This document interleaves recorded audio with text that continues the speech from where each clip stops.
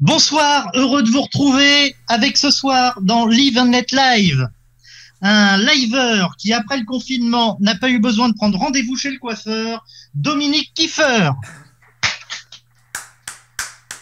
Salut Dominique. Salut! Un liveur qui aime sa famille par-dessus tout, mais qui est aussi passionné par la pédale, le cyclisme évidemment, Patrice Godin. Salut Patrice. Salut! Un liveur qui est dans tous ses états depuis 2 semaines. Mais avec Marie-France, il ne se fera pas de cheveux. Damien Nassiri. Salut Damien. Bonjour tout le monde! Allez, bonne Un tête! liveur fétichiste des pieds qui se passe en boucle la scène de torture d'orteil dans Casino Royale 1967. Guy Eloi. Bravo Guy, salut. Un liveur, fan inconditionnel de Roger Moore. Cela faisait des mois, voire des années, qu'il espérait que Marie-France vienne dans notre émission. José Mora. Et chose un peu inhabituelle, pour la présentation de notre invité d'honneur, parce que c'est une invitée exceptionnelle, très appréciée, je vais vous lire la présentation de quelqu'un, d'un invité mystère qui m'a été envoyé il y a 4 jours. Recevoir une lady, ça ne nous arrivera pas souvent. Elle fut si proche d'un lord qui a bercé notre enfance. Cette dame du duché de Belgique nous fait l'amitié d'un moment d'émotion, d'un moment privé rien que pour nos yeux. Amicalement, notre invité va nous faire partager non pas sa passion pour un saint de littérature, mais pour le héros de son cœur, afin de nous le faire vivre et laisser revenir un bref moment. En effet, les amis de Planète 007, il fallait que Marie-France vienne. Coucou Marie-France, bonjour. Coucou Marie-France! Et, et ce message, cette présentation avec sa Rogesté en peinture, ce message, Marie-France, il est pour toi, il est de la part de notre président adoré, il est de la part de Luc Leclèche. Et je vais laisser tout de suite la parole pour une nouvelle chronique dans notre émission. Je laisse la parole à Dominique Kiefer. Eh bien, Marie-France, si j'avais su qu'un jour j'aurais été amené à dresser ton portrait pour une émission, fût-ce-t-elle un live sur Internet, et sans prompteur comme vous pourrez le noter à mon regard. On ne s'est jamais rencontrés physiquement, et pourtant on se connaît depuis pas loin de 16 ans. Comme quoi, les amitiés virtuelles peuvent donner lieu à de réelles amitiés. Beaucoup d'occasions manquées, la dernière en date étant celle de l'avant-première de No Time to Die. Marie-France que nous avons tous connue sous le pseudo de Lady Templar sur le feu forum Planète 007. Qu'est-ce qui te résume le mieux? Ta gentillesse, ton humour et la sympathie naturelle que tu inspires, mais surtout un courant que tu as quasiment créé. En effet, avant la Bruelle Mania, il y eut l'amour mania. Les fans hystériques qui ont hurlé « Patrick !» en s'arrachant les cheveux dans les années 80 n'étaient que de vulgaires plagiaires d'une Belge bien connue de nous, qui déjà dans les années 60 s'adonnait à la tricotillomanie sur le cri de guerre de « Roger !»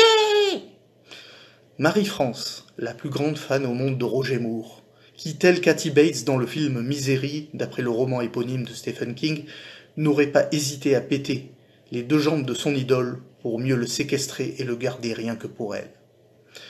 On a eu des fanatiques sur les forums et groupes Facebook bondiens.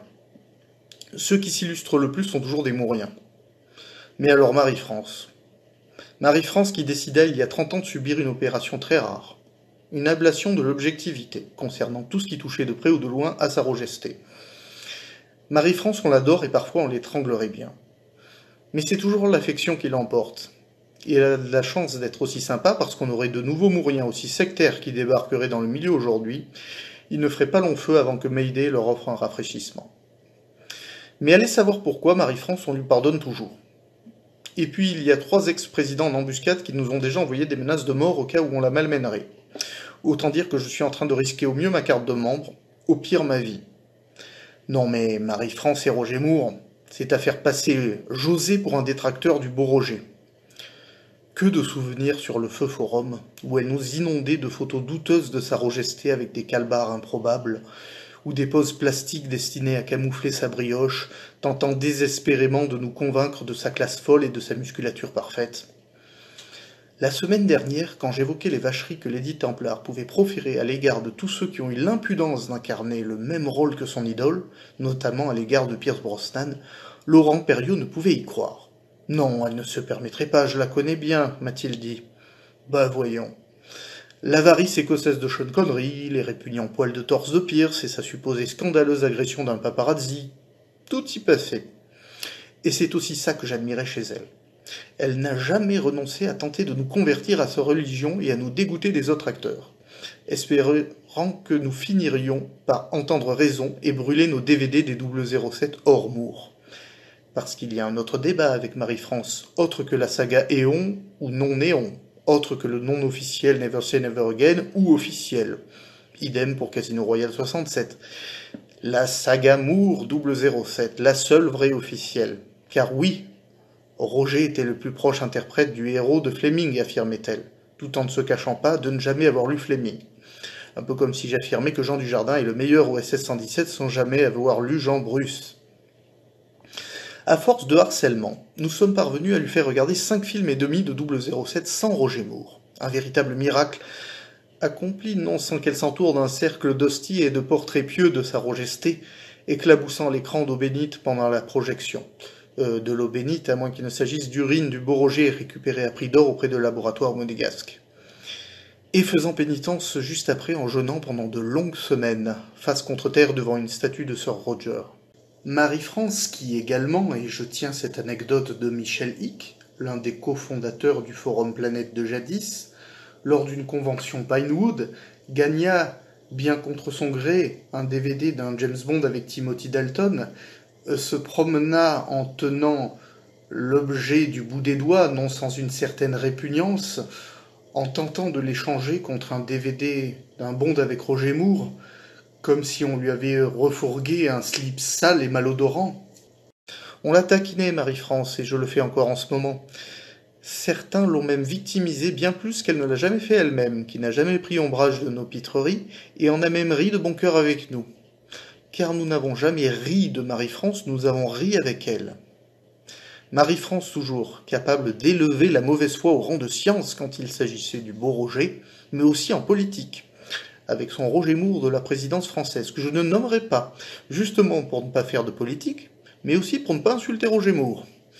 Que de débats enflammés avec toi. Marie-France, capable d'épouser les thèses de Roger Moore, telle Sibeth Ndiaye assumant de mentir pour son président, qu'ils disent qu'il fallait un black dans le rôle de 007, ou son contraire 10 ans plus tard, ou que le foie gras c'était pas bien et qu'il fallait arrêter d'en manger. Je plaisante, Marie-France, je te sais bien plus intelligente que Sibeth Ndiaye, heureusement.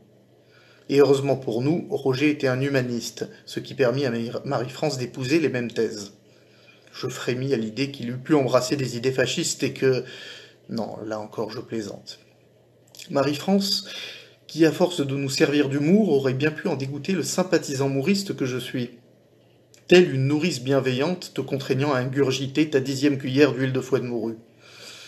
Marie-France, que je soupçonne parfois, tant son intérêt pour 007 est largement plus limité que celui qu'elle éprouve pour sa Rogesté, de n'avoir fait qu'admirer le grand homme dans ses 7 films en ne prêtant aucunement attention à l'intrigue. Marie-France qui parvint à se persuader elle-même que chaque interprète de James Bond n'était que le successeur de Roger Moore, y compris Barry Nelson, que Moore était même le père biologique de Ian Fleming et qu'il était à l'origine du Big Bang. Marie-France dont le monde entier envie la collection se rapportant à Roger Moore. Des films, livres et photos les plus rares jusqu'à des pièces plus personnelles, comme ce moustique ayant piqué sa Rogesté et contenant plus de 5 centilitres de son sang, ou encore ce bocal contenant la laine du réveil de Roger. Pour revenir à un ton plus sérieux, j'aime les personnes passionnées. Il y a tellement de gens qui ne s'intéressent à rien. Et je ne peux que déborder de tendresse pour un personnage aussi passionné par son acteur préféré que Marie-France Vienne. Et j'espère la côtoyer encore pendant quelques décennies sur Internet et enfin dans la vraie vie. Je t'embrasse, Marie-France. Marie-France, je crois que tout le monde est très heureux de t'avoir avec nous. Tu as beaucoup de messages amicaux, Luc Leclèche, le président du club, Dominique, et nous tous, on est très heureux de t'avoir. La première chose, la première chose que la première question qu'on voulait te poser et qu'on pose à tous nos invités, c'est comment es-tu devenu fan de Roger Moore? Alors, ça remonte vraiment à très très loin dans mon enfance, parce qu'en fait, Roger, je l'ai approché par le biais d'Amicalement Vôtre.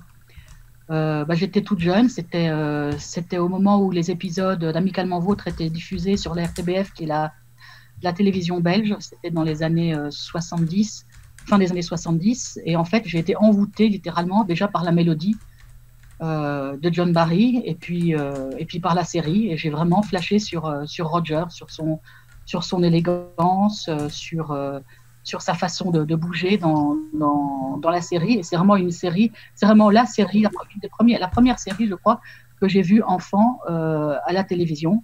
Et c'est à partir de là que je peux dire que ma passion a commencé pour lui.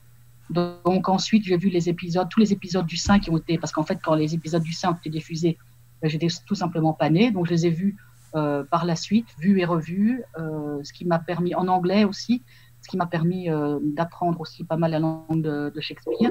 Et voilà, ma passion pour lui a commencé par là. Et j'ai toujours dit que je voulais le rencontrer. Et des années plus tard, ça s'est concrétisé bien plus au-delà de mes attentes, puisque nous sommes devenus relativement proches au fil des années. Alors comment quand on a un coup de cœur pour une série comme Amicalement Vôtre et qu'on se décide de vouloir rencontrer cet acteur, comment on fait pour réussir à le rencontrer? Alors c'est un long cheminement. Entre-temps, il a tourné d'autres films. Il a fait beaucoup d'apparitions. Moi, je l'ai suivi vraiment depuis toute jeune, vraiment enfant. Il faut dire que j'étais très sensible aussi à son charme, hein, parce que c'est un très très bel homme. Et il est resté très bel homme et surtout très gentleman, une classe énorme. Il l'est toujours aujourd'hui. Hein. Pardon? Il est toujours aujourd'hui. Hein. Mais oui. Et alors, en fait, tout en suivant sa carrière, j'ai réussi en fait à le contacter via les studios Pinewood. Et là, c'était en fait les débuts d'Internet. On était en 97-98 et les balbutiements d'Internet. Je travaillais comme journaliste au sein d'une rédaction dans un portail en ligne et j'ai trouvé l'adresse de sa secrétaire. Enfin, à force de recherche de sa secrétaire qui s'appelait Doris Spriggs, qui était une dame qui était à l'époque déjà fort âgée, donc près de la retraite. Et j'ai appris que Roger tournait au Luxembourg un téléfilm avec Luc Perry. C'était en quelle année, Marie-France? Là, ça devait être en 98 ou 99. Et en fait, ce film qui se tournait au Luxembourg, qui a d'ailleurs été un bide, il est directement sorti en DVD. Je m'étais dit, je vais aller jusqu'au Luxembourg. Et voilà, je vais aller lui parler d'un projet de site. Parce qu'en fait, il faut dire qu'auparavant, j'avais rencontré un autre fan d'Amicalement Vôtre, un Britannique qui habite dans le Yorkshire, et qui lui était fan absolu de Tony Curtis. Donc on s'est dit, ben voilà, c'est vraiment le tandem. Moi qui suis vraiment fan, enfin j'aime pas dire fan, ça fait un peu mon fanatique, vraiment une très grande admiratrice de Roger. Finalement, on a dit qu'on allait peut-être unir nos efforts pour pouvoir développer un site web. Je travaillais sur un portail d'information, donc j'avais acquis une certaine formation du langage HTML à l'époque. Et donc, j'ai pu obtenir l'adresse de l'hôtel où il était descendu et j'ai envoyé un fax parce qu'à cette époque-là, ben voilà, les mails n'étaient pas encore trop répandus, en disant que j'avais le projet de développer un site internet qui lui était consacré et s'il voulait bien l'officialiser. Et donc, voilà, ça a duré quelques semaines. J'ai téléphoné à sa secrétaire basée à Pinewood.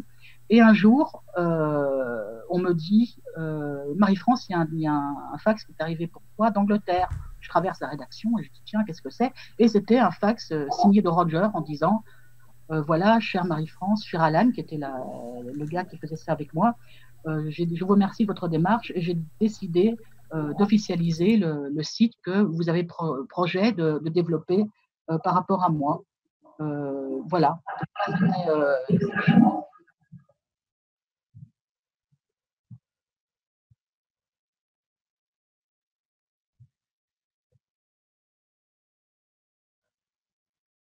Ah, génial. Ça doit être impressionnant quand même, non? Bah, en tout cas, il y avait beaucoup de jaloux sur le plateau, c'est clair. Et puis on a commencé, bah oui, c'était quelque chose de très émouvant parce que là, c'était vraiment ça, signé de sa main, etc. Et tapé par sa secrétaire, Doris Briggs, que j'avais surnommée, enfin, elle ne le savait pas, Mrs. Underwood, parce qu'elle tapait sur une vieille machine à écrire, elle faisait encore des trous dans le papier. Et donc, c'est comme ça que je reconnaissais quand c'était un fax, ou alors elle m'écrivait donc, par courrier sur des petits cartons, presque troués par les touches de la machine à écrire. Et ça, c'était vraiment le début. Nous étions en 99 et c'était vraiment le début de l'aventure du site qu'on a développé voilà, jusqu'à son décès. Donc, c'est près de 20 ans de site web qui était actualisé tous les jours. Des contacts avec sa secrétaire, évidemment, et des contacts après avec Roger en personne. Et tu l'as gardé, le fax? Excuse-moi. Vas-y, Damien. Oui. Excuse-moi, Mathieu. Tu l'as gardé, le fax? Tu l'as encadré? Tu en as fait un objet de... Non. Il n'est pas encadré. Il est vraiment... il est classé dans ce que j'appelle la petite Rogerie. Ça, Luc sait de quoi je parle. C'était mon appartement, en fait, où vraiment je classe les photos, les documents, enfin, vraiment une vraie bibliothèque consacrée à Roger et à sa carrière. Donc, j'ai gardé toutes les cartes, évidemment, que sa secrétaire m'avait rédigées, et j'ai gardé toutes les photos et puis les petits mots que Roger m'envoyait pour mon anniversaire et pour la nouvelle année. Comme il se trouve que mon anniversaire tombe fin novembre, en général, il m'envoyait « Bon anniversaire, joyeux Noël et bonne année ». Tout en même temps. Tout en même temps, voilà. Est-ce que... Donc, 99, début de l'aventure. Donc toi, pour préciser à nos téléspectateurs et auditeurs que tu es fan de Roger Moore, oui. Et qu'ensuite tu es venu sur le monde de 007. On en parlera en deuxième partie de ça, mais que juste pour préciser que tu es venu sur le monde de 007 où tu t'as rencontré des amis comme des amis comme Dominique, comme Patrice, comme maintenant José, et puis Guy et Damien qui fait ta connaissance, même si on le voit pas. On entend sa voix, il a une voix très agréable, Damien. Et il n'y a pas que la voix qui est par contre, sa gueule, franchement, c'est pour ça que c'est coupé. Et il paraît que Damien s'est déguisé en Idriss Elba. Mais vraiment vers le bas. Hein. En plus, j'avais accessoirisé, j'avais pris une photo de Roger Moore pour faire plaisir à Marie-France ce soir.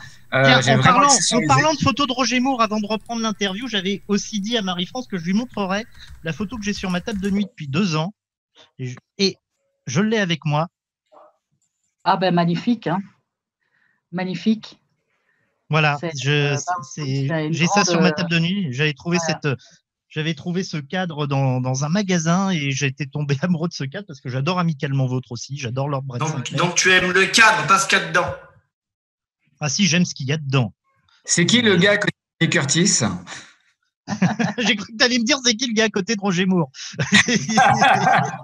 Il faut bien embêter un peu Marie-France, même si elle est sous la protection des présidents. Il faut bien l'embêter un peu. J'ai eu des assurances, les gars. Donc, les présidents ne sont pas là. Ils ne sont pas là. On fait ce qu'on veut. Donc, on peut faire ce qu'on veut.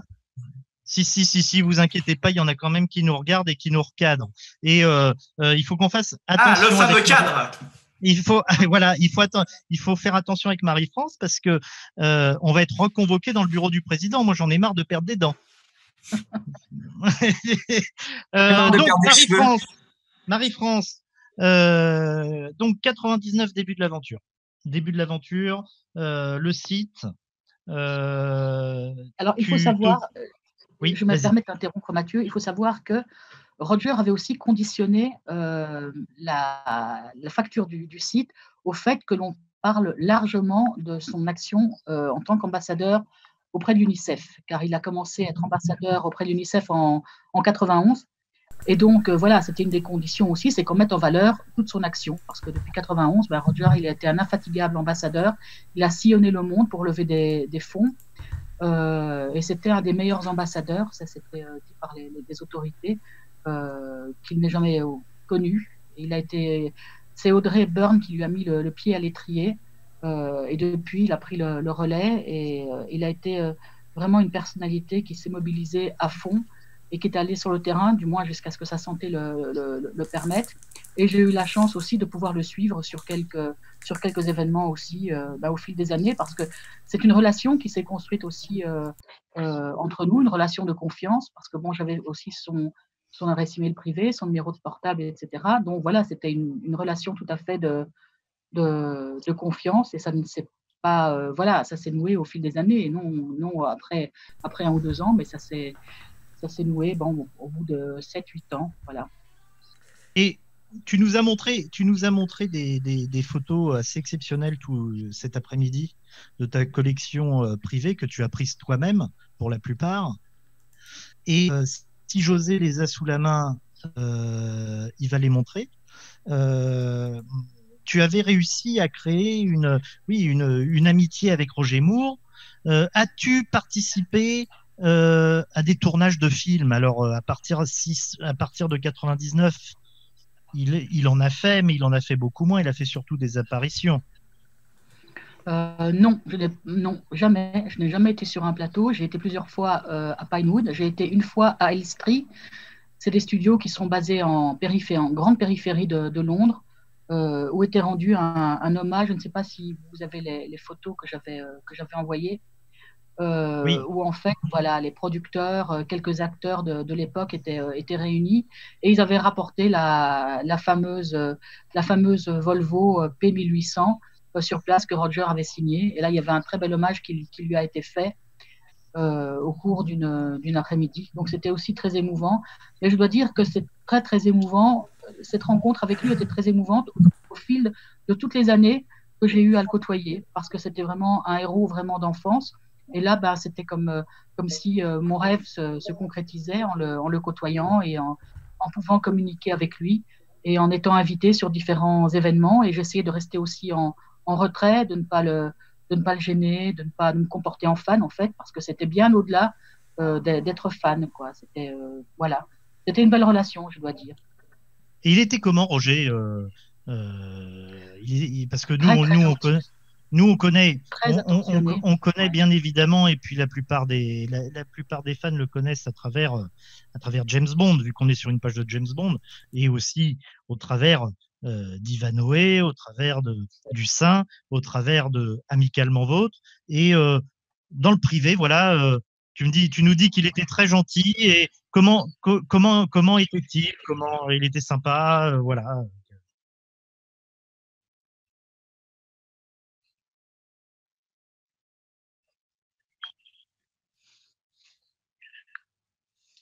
Oui, alors en fait, Roger, il était très simple. Une fois que voilà, il n'y a plus de photographe, plus de caméra, voilà, il enlevait sa cravate. C'est un homme très simple, très très gentil. Il a de l'humour, oui, et très très attentionné aussi. Enfin, je dis par rapport aux personnes qui sont autour de lui. Enfin, il ne se prend certainement pas pour une star. Il a vraiment un mot pour tout le monde, pour la personne qui est au vestiaire, pour la personne qui vient le servir. Il a un sourire. Il est en fait, voilà, si je dois résumer en un mot sa personnalité, je voudrais dire que c'est non seulement un homme qui a de la classe, mais c'est un homme qui est très bienveillant. Et ça, je crois que la bienveillance, c'est quelque chose qui est rare, et il possède cette grande qualité humaine qu'est la bienveillance. Et il aimait bien vivre aussi. Il aimait bien fumer son cigare, il aimait bien boire son vin. Il aimait bien manger. Roger buvait énormément. Hein. Ouais. Bien manger, bien boire. Roger, il a une descente qui est assez exceptionnelle d'ailleurs, mais il ne fumait plus. Même le cigare, quand j'ai pu le voir vraiment de visu, en tout cas, je l'ai rencontré de visu, il ne fumait plus. Il a fumé le cigare, mais il ne fumait plus. Et par contre, il avait un bon coup de fourchette, et il est clair qu'il avait un gosier plutôt en pente. Et connaisseur de vin, j'étais assez étonné pour un Britannique. Et à propos de foie gras, je crois que Dominique en avait parlé, je ne me souviens plus. En fait, je l'ai même taquiné, parce qu'en fait, il s'était engagé dans une campagne anti-foie gras qui était menée par la PETA en Angleterre, qui est, c'est pas l'équivalent en France de la SPA. Et peut-être elle. Ouais, oui, non. En France, on doit être plutôt sur l'association L227 ou un truc comme ça, C'est ça. de défense Voilà, des c'est un peu animaux. c'est Qui est plus radical, c'est un peu plus radical. Et la PETA, effectivement, il était radical que partie prenante. et en fait, il mangeait du foie gras. Ah bon, voilà. Et c'était j'ai taquiné sur le sujet parce que j'ai vu manger du foie gras tout en faisant la campagne de la PETA. Enfin, voilà, ça c'est une anecdote assez. Oui, assez c'est marrante. vrai, c'est rigolo. Il a continué, il a pas arrêté. Et en plus, Roger avait le foie gras. Mais oui, il aimait le foie gras. Donc, Ah non, mais voilà. moi, je pensais qu'il avait arrêté quand il faisait cette campagne. Non, Il non, avait non, non, arrêté non. de manger du foie gras. Non, non, je l'ai vu manger du foie Oh, gras. le seul. Donc, voilà. Mais voilà, enfin, c'est comme si Roger a fait une campagne contre le champagne, mais il adorait le champagne. Hein. Il aurait pu faire une campagne contre le tabac et il adorait le tabac. Bah, il a bien joué James Bond, il n'était pas James Bond. Oui. Guy, à toi. Oui, en fait, Marie-France, donc tu as été très proche de Roger Moore. Tu es journaliste, donc tu sais bien écrire. Tu as jamais pensé à écrire un bouquin pour parler de l'homme ou éventuellement un archive spécial pour le club consacré à Roger Moore, mais pas Roger Moore comme les deux archives qui sont sortis, mais un archive spécial pour Roger Moore, l'homme. Ah, mais ça, elle l'a fait, ça.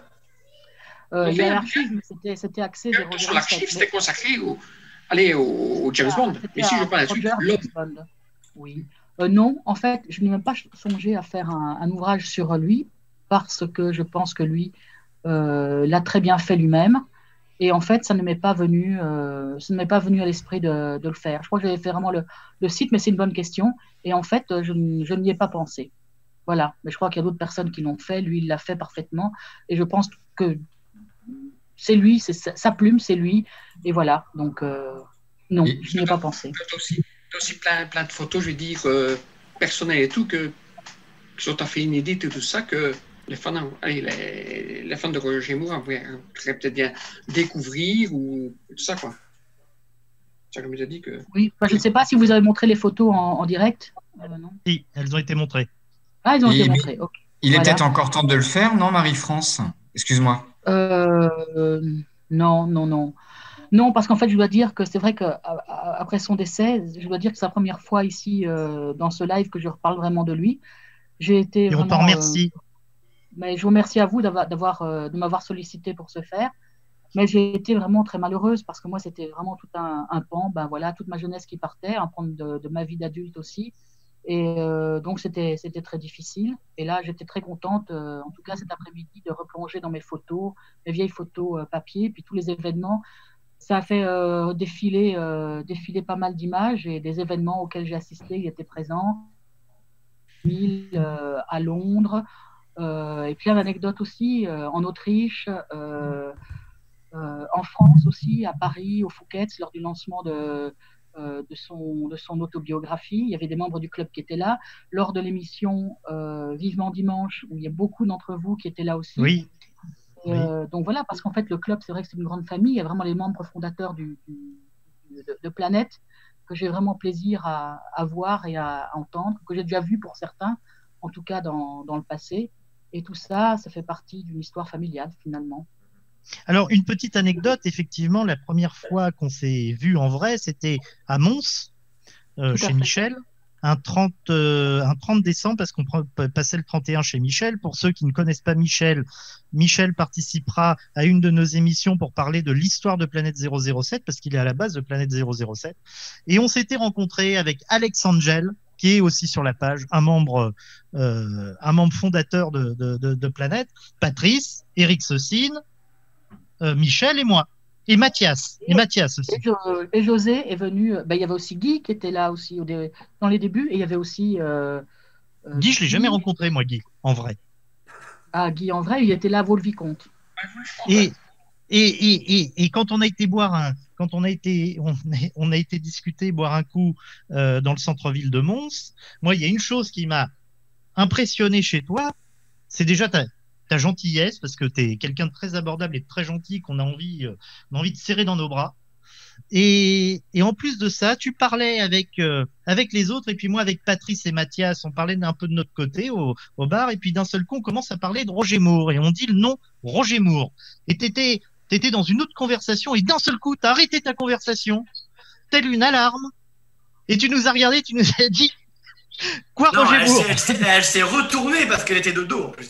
Elle était de dos en plus, c'est vrai, tu t'en rappelles, elle était de dos. Et elle s'est retournée, elle nous a dit quoi, Roger Moore? J'ai cru qu'on allait se faire frapper.